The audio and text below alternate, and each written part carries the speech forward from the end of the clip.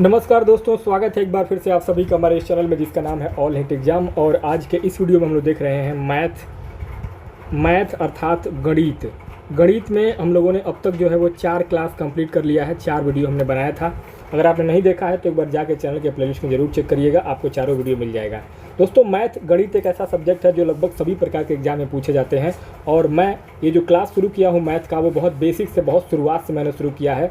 तो वो चारों क्लास आप लोग देखिएगा, बहुत आप लोगों को जानकारी स्पष्ट हो जाएगी कि ये क्लास, ये जो सीरीज़ चल रहा है मैथमेटिक्स का, ये कैसे और कहाँ से स्टार्ट हो रहा है। तो दोस्तों, स्टार्ट करते हैं बिना किसी देरी के मैथमेटिक्स गणित के इस आज के वीडियो में। धारिता मापने की इकाइयाँ। दोस्तों, धारिता क्या होती है? धारिता क्या होती है, जैसे कि धारिता को मुख्यतः हम लीटर, सेंटीलीटर, मिलीलीटर आदि भौतिक इकाइयों के द्वारा मापते हैं। यानी कि एक तरीके से कहें तो हम इसको, यानी कि जो भी द्रव होते हैं, यानी कि लिक्विड फॉर्म में जो चीज़ें होती हैं, उनको हम इसमें नापते हैं, तौलते हैं, मापते हैं। तो दोस्तों, जैसे कि 1 लीटर बराबर क्या होता है? 1 लीटर बराबर होता है आपका 1000 मिलीलीटर। वहीं अगर बात करेंगे, 1 लीटर के बराबर होता है 100 सेंटीलीटर। 1 लीटर बराबर होता है 10 डेसीलीटर। और 10 लीटर बराबर होता है 1 डेकालीटर। 10 डेकालीटर बराबर होता है 1 हेक्टोलीटर। और 1 किलोलीटर बराबर होता है 1000 लीटर। 1 सेंटीलीटर बराबर होता है 1/100 लीटर। और 1 मिलीलीटर बराबर होता है 1/1000 लीटर। तो ये लिक्विड फॉर्म में, यानी कि द्रव अवस्था में, जैसे कि तेल, पानी, पेट्रोल, डीजल, इन सब चीज़ों को मापा जाता है इस लीटर, सेंटीलीटर, मिलीलीटर इकाइयों में। ठीक है, चलिए नेक्स्ट आगे बढ़ते हैं। अब आता है आपका द्रव्यमान मापने की इकाइयाँ, यानी कि ठोस वस्तुओं को, जो ठोस होते हैं, सॉलिड वस्तुएं होती हैं, उनको कैसे मापा जाता है। तो उसको मुख्यतः हम टन, क्विंटल, किलोग्राम, ग्राम और मिलीग्राम आदि भौतिक इकाइयों में मापते हैं। जैसे कि 1 टन, आपने व्यवहारिक बोलचाल की भाषाओं में आप लोगों ने सुना होगा कि हमारा सामान जो है वो 1 टन वजन का है। तो 1 टन बराबर क्या होता है? 1 टन बराबर होता है 10 क्विंटल या 1000 किलोग्राम। 1 क्विंटल बराबर होता है 100 किलोग्राम। और 1 किलोग्राम बराबर होता है 10 हेक्टोग्राम। और 1 किलोग्राम बराबर होता है 1000 ग्राम। 1 केजी बराबर होता है 10,000 डेसीग्राम। और फिर 1 किलोग्राम यानी कि 1 केजी बराबर होता है आपका 1 लाख सेंटीग्राम। और फिर 1 किलोग्राम बराबर होता है 10 लाख मिलीग्राम। और 1 औंस बराबर होता है 28.35 ग्राम। और 1 पाउंड बराबर होता है 454 ग्राम। दोस्तों, पाउंड और औंस जो है, ये ज़्यादातर जो है अलग कंट्रियों में इसको मापा जाता है। अपने इंडिया में ज़्यादातर जो है वो क्विंटल, किलोग्राम में ही चलता है। खास करके आप पाउंड की बात करेंगे तो पाउंड जो है ना, वो विदेशों में इस पाउंड में किसी चीज़ को मापा जाता है। जैसे कि आप लोगों ने, अगर बहुत सारे लोग जो WWE देखते होंगे, तो WWE में अक्सर जो रेसलर के जो वज़न होते हैं वो पाउंड में ही बताए जाते हैं। ठीक है, तो ये सब चीज़ें जो है विदेशों में पाउंड में वज़न को मापा जाता है। नेक्स्ट दोस्तों, आगे अब बात आती है आपकी आगे समय, यानी कि टाइम को मापने की इकाइयाँ। दोस्तों, समय को मुख्यतः हम घंटा, मिनट तथा सेकंड आदि भौतिक इकाइयों में मापते हैं। एक सामान्य वर्ष, 1 वर्ष बराबर होता है 365 दिन। 1 लीप वर्ष बराबर होता है 366 दिन। दोस्तों, 1 दिन का अंतर होता है लीप वर्ष में और एक सामान्य वर्ष में। लीप वर्ष में क्या होता है दोस्तों, आप लोगों ने पढ़ा होगा, ज़्यादातर जो है वो आपका 28 दिन का होता है, फरवरी का महीना। लेकिन हर 4 साल के बाद फरवरी का जो महीना होता है वो 29 दिन का हो जाता है। तो जिस साल 29 दिन का फरवरी का महीना होगा, उसी दिन एक दिन आपका एक्स्ट्रा बढ़ जाता है, 366 दिन हो जाता है, और वही आपका लीप वर्ष होता है। नेक्स्ट आगे है आपका 1 वर्ष बराबर होता है 12 महीना। 1 दिन बराबर होता है आपका 24 घंटे। और 1 घंटा बराबर होता है 60 मिनट। और 1 मिनट बराबर होता है 60 सेकंड। 1 सेकंड बराबर होता है 1/60 मिनट। ठीक है दोस्तों, चलिए अब नेक्स्ट आगे बढ़ते हैं। अब आगे बात आती है आपका टेम्परेचर, यानी तापमान मापने की इकाइयाँ। तापमान हम किसी वस्तु की उष्णता यानी कि गर्मी की माप अर्थात तापमान से यह पता चलता है कि कोई वस्तु कितनी ठंडी है या कितनी गर्म है। दोस्तों तापमान मापन का जो सूत्र होता है C/5 बराबर F-32/9 बराबर K -273.1.5/5। दोस्तों महत्वपूर्ण मान की बात करेंगे तो 0 डिग्री फ़ारेनहाइट बराबर होता है -17.78 सेंटीग्रेड, -72 डिग्री फ़ारेनहाइट बराबर होता है 0.0 डिग्री सेंटीग्रेड, और 0.6 डिग्री सेंटीग्रेड बराबर होता है 273.15 केल्विन। ठीक है, अब आगे बात करते हैं तापमान के उदाहरण के बारे में। जैसे कि हमें अगर 90 डिग्री सेल्सियस को फ़ारेनहाइट में बदलना है तो C बराबर हो जाएगा आपका 90, और सूत्र के अनुसार 90/5 बराबर F-32/9, यानी कि आपका 18×5 = 90, ये आपका 18 हो जाएगा, और गुणे 9 + 32, तो ये हो जाएगा आपका फ़ारेनहाइट में 194 डिग्री फ़ारेनहाइट। ठीक है, चलिए अब आगे देखते हैं दोस्तों। आगे है आपका समय और दूरी, टाइम एंड डिस्टेंस। दोस्तों समय, दूरी और चाल बहुत ही सामान्य और बहुत ही कॉमन दोस्तों आपका है, जो आपके व्यवहारिक जीवन में हमेशा काम आता है। समय दोस्तों किसी व्यक्ति या यातायात के साधन के द्वारा इकाई चाल से चली गई दूरी उसके समय को निर्धारित करती है। समय का सूत्र होता है टाइम बराबर होता है डिस्टेंस अपॉन स्पीड, यानी समय बराबर होता है दूरी बटे चाल। बहुत सिंपल और बहुत बेसिक रूल है ये। दूरी कैसे निकालते हैं, डिस्टेंस कैसे निकालेंगे, तो किसी व्यक्ति या यातायात के साधन द्वारा स्थान परिवर्तन को तय की गई दूरी को हम दूरी कहते हैं, डिस्टेंस कहते हैं। दूरी का सूत्र होता है डिस्टेंस बराबर स्पीड इनटू टाइम, यानी कि दूरी बराबर चाल गुणे समय। ये बहुत बेसिक आपका नियम है जिसको आपको याद करना है। नेक्स्ट दोस्तों आगे है आपका चाल और मात्रक, स्पीड और यूनिट। दोस्तों चाल क्या होता है, चाल देखिए किसी व्यक्ति यातायात के साधन द्वारा इकाई समय में चली गई दूरी चाल कहलाती है। चाल का सूत्र मैंने पीछे भी बताया आपको, चाल बराबर होता है दूरी बटे समय। मात्रक यानी कि परिसर, मात्रक क्या होता है, यूनिट। चाल का मात्रक होता है यूनिट, मीटर पर सेकेंड अथवा किलोमीटर प्रति घंटा। यदि चाल मीटर प्रति सेकेंड में है तो किलोमीटर प्रति घंटा बराबर 18/5 गुणे मीटर पर सेकेंड, इसका सूत्र होता है बदलने का। यदि चाल किलोमीटर बटे घंटा में है तो मीटर बटे सेकेंड बराबर क्या हो जाएगा 5/18 गुणे किलोमीटर प्रति घंटा। ये किलोमीटर को घंटा में और घंटा को किलोमीटर में बदलने का ये आपका सूत्र है दोस्तों।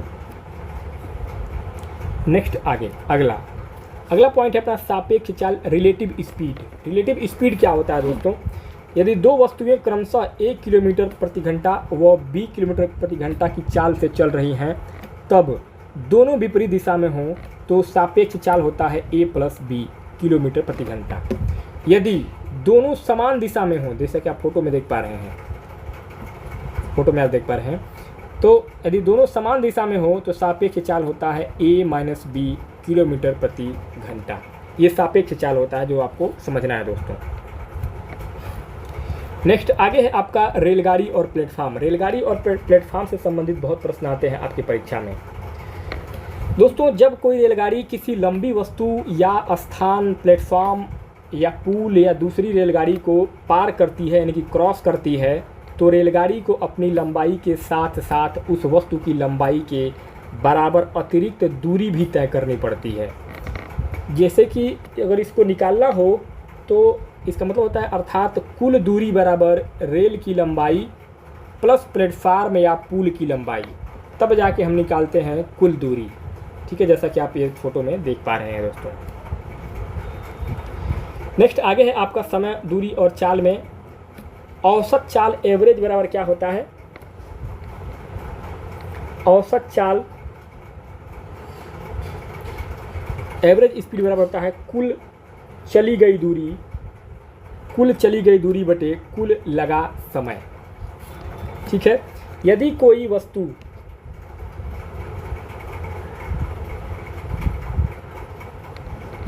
वस्तु निश्चित दूरी को x किलोमीटर प्रति घंटा तथा पुनः उसी दूरी को y किलोमीटर प्रति घंटा की चाल से तय करती है, तो पूरी यात्रा के दौरान उसकी औसत जो चाल होगी वह कितनी हो जाएगी, वह हो जाएगी आपका 2 इंटू एक्स इंटू वाई अपान एक्स प्लस वाई किलोमीटर प्रति घंटा इसकी औसत यानी कि एवरेज स्पीड होगी, एवरेज इसकी चाल होगी।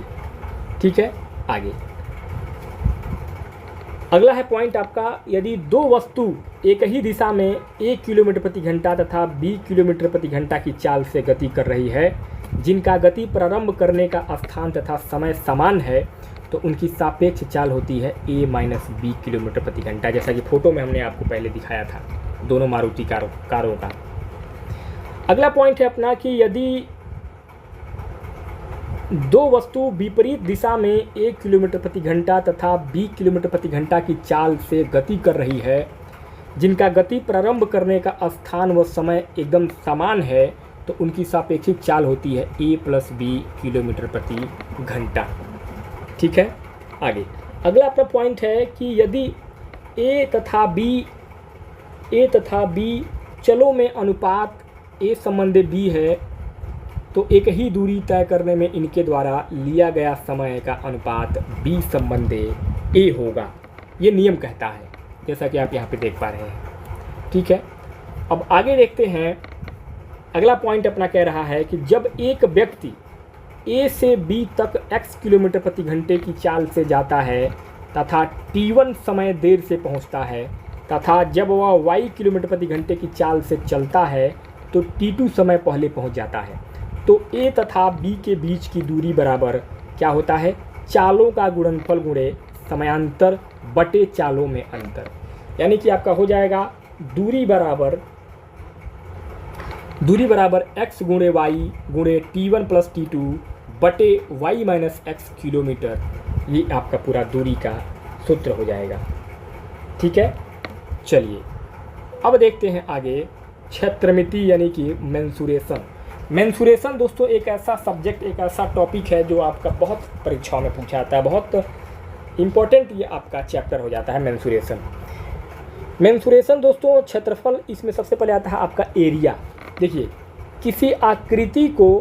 किसी आकृति का उसके सभी भुजाओं से घिरे हुए तल को उस आकृति का क्षेत्रफल कहते हैं। क्षेत्रफल की इकाई यूनिट यानी कि वर्ग मीटर, स्क्वायर मीटर, वर्ग सेंटीमीटर यानी कि स्क्वायर सेंटीमीटर, या वर्ग किलोमीटर यानी कि स्क्वायर किलोमीटर आदि होती है उस क्षेत्रफल की टोटल एरिया। दूसरा अपना पॉइंट आता है परिमाप। परिमाप क्या होता है, परिमाप को हम पेरीमीटर कहते हैं, परिमिति भी कहते हैं। देखिए किसी आकृति का सभी भुजाओं की लंबाइयों का योग उस आकृति का परिमाप या परिमिति कहलाता है। परिमाप की इकाई यूनिट, मीटर, सेंटीमीटर, किलोमीटर आदि होती है दोस्तों। चलिए यहाँ तक आपको समझ में आ गया। अब देखते हैं आगे त्रिभुज, ट्रायंगल क्या होता है। ये आपका त्रिभुज है। देखिए यहाँ पे आपका कोण ए, कोण बी और कोण सी, यहाँ पे तीनों का जो है आपका, तीनों कोणों का योग होता है आपका 180 डिग्री। कैसे, देखिए त्रिभुज यानी तीन भुजाओं से घिरा समतल क्षेत्र, फ्लैट एरिया त्रिभुज कहलाता है, जैसा कि आप देख पा रहे हैं। ये त्रिभुज के लिए हम इस तरह के चिन्ह का प्रयोग करते हैं। किसी भी त्रिभुज में तीन भुजाएं, 1, 2 और 3, तीन भुजाएं, 3 शीर्ष तथा 3 कोण होते हैं। त्रिभुज के तीनों कोणों का योग जो होता है वो आपका 180 डिग्री होता है, जैसा कि आप फोटो में देख पा रहे हैं। ठीक है, चलिए अब आगे बढ़ते हैं। इसके बाद अपना अगला पॉइंट आता है समबाहु त्रिभुज, इक्विलेटरल ट्रायंगल। इक्विलेटरल ट्रायंगल क्या होता है, समबाहु त्रिभुज। दोस्तों जिस त्रिभुज की तीनों भुजाएं बराबर हों उसे हम समबाहु, सम मतलब समान, तीनों भुजाएं इसकी जो है वो बराबर हों उसको हम समबाहु त्रिभुज कहते हैं। समबाहु त्रिभुज के प्रत्येक कोण का मान जो है वो आपका 60 डिग्री होता है, प्रत्येक कोण का मान 60 डिग्री होगा। समबाहु त्रिभुज का क्षेत्रफल, समबाहु त्रिभुज का क्षेत्रफल होता है √3/4 इंटू भुजा का स्क्वायर। ये सूत्र हमेशा याद रखिएगा। दूसरा समबाहु त्रिभुज का जो परिमाप होगा उसका मतलब होता है 3 गुणे भुजा, यानी 1, 2, 3, तीनों यानी कि 3 गुणे भुजा बराबर होता है समबाहु त्रिभुज का पूरा परिमाप। शीर्ष बिंदु से डाले गए लंब की लंबाई, शीर्ष बिंदु से डाले गए लंब की लंबाई बराबर होता है √3/4 गुणे भुजा। ठीक है, ये महत्वपूर्ण सूत्र है समबाहु त्रिभुज का, जो आप दिमाग में बैठा लीजिएगा। चलिए अब आगे बढ़ते हैं। अगला अपना पॉइंट आता है दूसरा, समद्विबाहु त्रिभुज यानी कि आइसोस्केल्स ट्राइंगल। दोस्तों, जिस त्रिभुज की किन्हीं दो भुजाओं की लंबाई बराबर हो उसे समद्विबाहु त्रिभुज कहते हैं। दो भुजाओं यानी एक और दो भुजाओं की लंबाई समान है, इसकी लंबाई जो है समान नहीं है। तो जिस त्रिभुज की किन्हीं दो भुजाओं की लंबाई बराबर हो उसे हम समद्विबाहु त्रिभुज कहते हैं। समद्विबाहु त्रिभुज का क्षेत्रफल होता है b/4 √4a² - b²। ये सूत्र होता है आपका समद्विबाहु त्रिभुज का। ठीक है, आगे समद्विबाहु त्रिभुज का परिमाप की बात करेंगे तो a + c या 2a + b, ये होता है आपका समद्विबाहु त्रिभुज का टोटल परिमाप का सूत्र। ठीक है दोस्तों, चलिए अब आगे देखते हैं। अगला है आपका तीसरा, विषमबाहु त्रिभुज यानी कि स्केलिन ट्रायंगल। स्केलिन ट्रायंगल क्या होता है? जिस त्रिभुज की तीनों भुजाएं असमान लंबाई की हों, यानी तीनों तीन प्रकार से हो, किसी की लंबाई समान न हो, जिस त्रिभुज की तीनों भुजाएं असमान लंबाई की हों उसे हम विषमबाहु त्रिभुज कहते हैं। जैसा कि नाम से ही पता चल रहा है कि इन तीनों की मतलब इस त्रिभुज की तीनों भुजाएं जो है वो विषमबाहु है। विषमबाहु त्रिभुज का क्षेत्रफल होता है 1/2 गुणे आधार गुणे ऊंचाई। 1/2 गुणे आधार गुणे ऊंचाई। विषमबाहु त्रिभुज का परिमाप की बात करेंगे तो तीनों भुजाओं का योग होता है बराबर, विषमबाहु त्रिभुज का परिमाप होगा तीनों भुजाओं का योग बराबर a + b + c/2। विषमबाहु त्रिभुज का क्षेत्रफल होता है √s s - a s - b s - c, जो है वो विषमबाहु त्रिभुज का परिमाप होगा, सॉरी क्षेत्रफल होता है। नेक्स्ट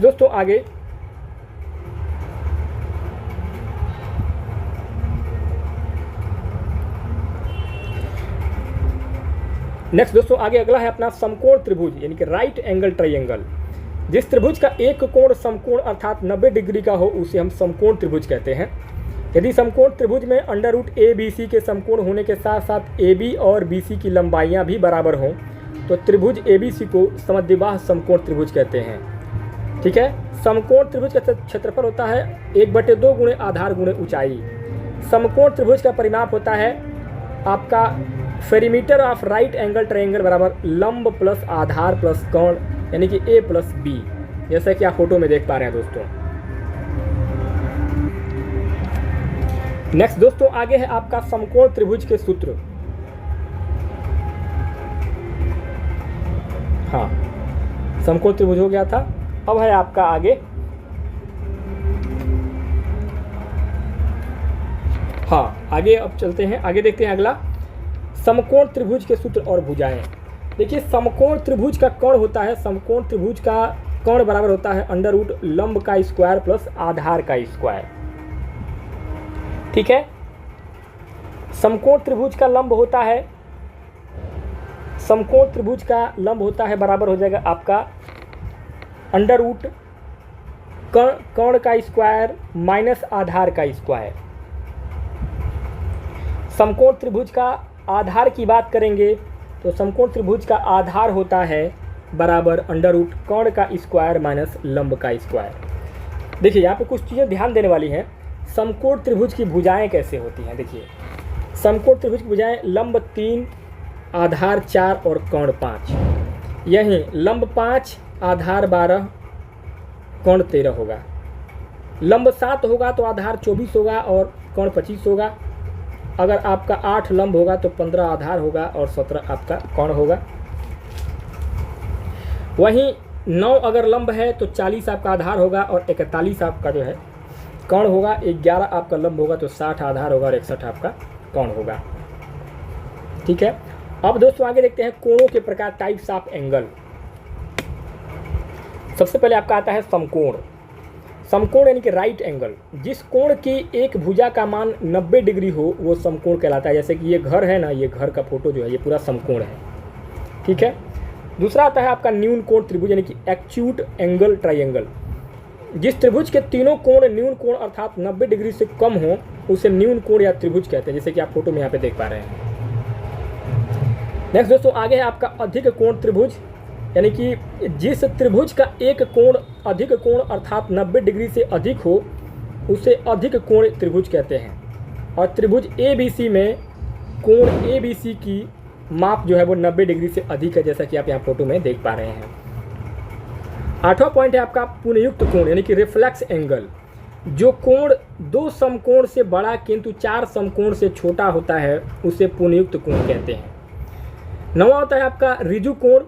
ऋजु कोण दोस्तों जिस कोण की माप 180 डिग्री के बराबर है उसे ऋजु कोण कहते हैं, जैसा कि फोटो में आप यहाँ पे देख पा रहे हैं। 10वां होता है आपका कोटिपूरक कोण यानी कि कम्प्लीमेंट्री। यदि दो कोणों की मापों का जोड़ 90 डिग्री हो तो वे परस्पर पूरक या कोटिपूरक कहलाते हैं, जैसा कि आप फोटो में यहाँ पे देख पा रहे हैं। 11वां है दोस्तों आपका संपूरक कोण यानी कि सप्लीमेंट्री। यदि दो कोणों की मापों का जोड़ 180 डिग्री हो तो वे परस्पर संपूरक कोण कहलाते हैं, जैसा कि फोटो में आप यहाँ पे देख पा रहे हैं दोस्तों। ठीक है, तो दोस्तों इस प्रकार से आज हम लोगों ने इस वीडियो में गणित के पाँचवें क्लास के 5वें वीडियो में हम लोगों ने देखा है त्रिभुज, समबाहु त्रिभुज, क्षेत्रमिति, मेंसुरेशन, चाल, दूरी, समय, रेलगाड़ी, प्लेटफॉर्म, सापेक्ष चाल, चाल और मात्रक, समय, दूरी, तापमान, धारिता मापने की इकाइयाँ, द्रव्यमान मापने की इकाइयाँ, ये सब चीज़ों को हम लोगों ने आज इस वीडियो में कवर किया है दोस्तों। तो दोस्तों ये गणित का वीडियो कैसा लगा मुझे कमेंट बॉक्स में जरूर बताइएगा। बाकी मिलते हैं नेक्स्ट वीडियो में नए चैप्टर के साथ, तब तक के लिए बहुत बहुत धन्यवाद दोस्तों।